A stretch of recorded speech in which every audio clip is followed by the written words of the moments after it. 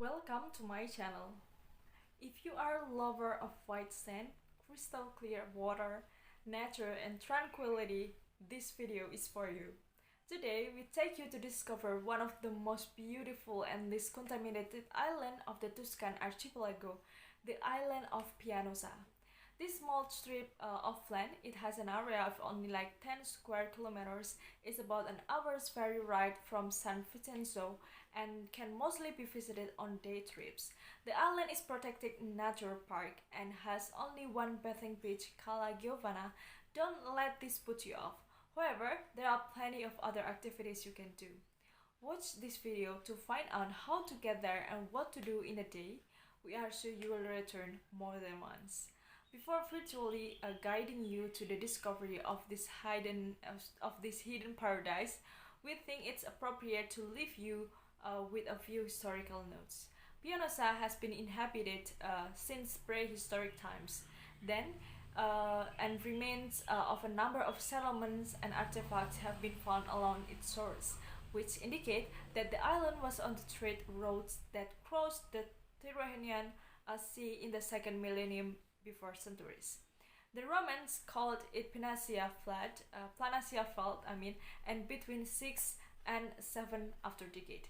Agrippa Postumo, a nephew and potential heir of Emperor Augustus, was exiled here. Agrippa remained on the island until like 14 after decades.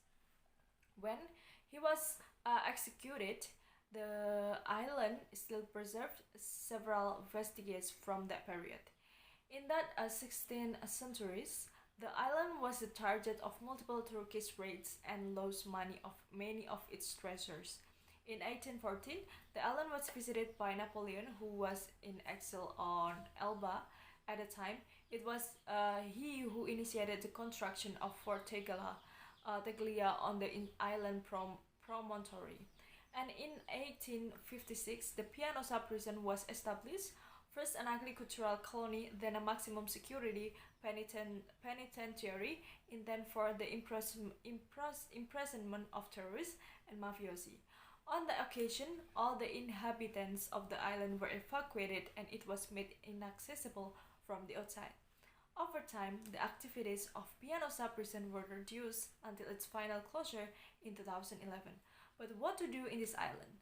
Paleontological trekking, mountain biking from the village along the south coast toward Cala, Santa Giovanni, and the Grotto of Cala, the Giglio, where numerous prehistoric lithic tools were recovered in the 19th centuries, and with a recent excavation, deposit of cervid and bovine bones come to light, testifying to an ancient connection with the continent.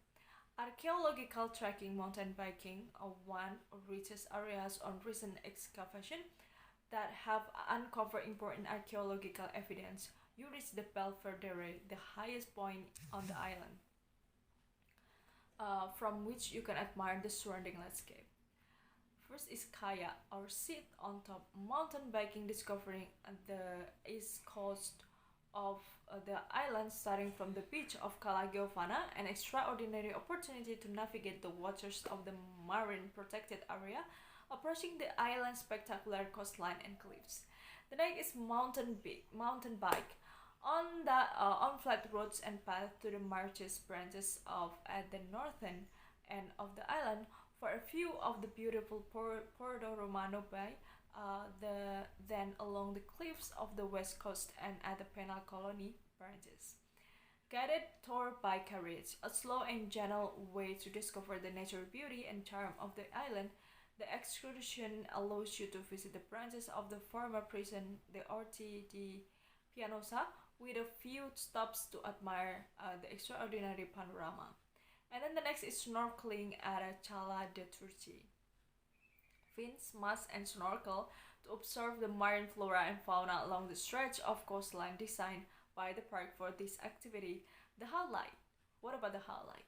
The secret cave you will enter, you will feel like the protagonist of Pirates of Caribbean. I think that's all the information that I can share to you guys. I hope this can help you and give you any kind of information that maybe you need. Don't forget to give like, comment, and subscribe.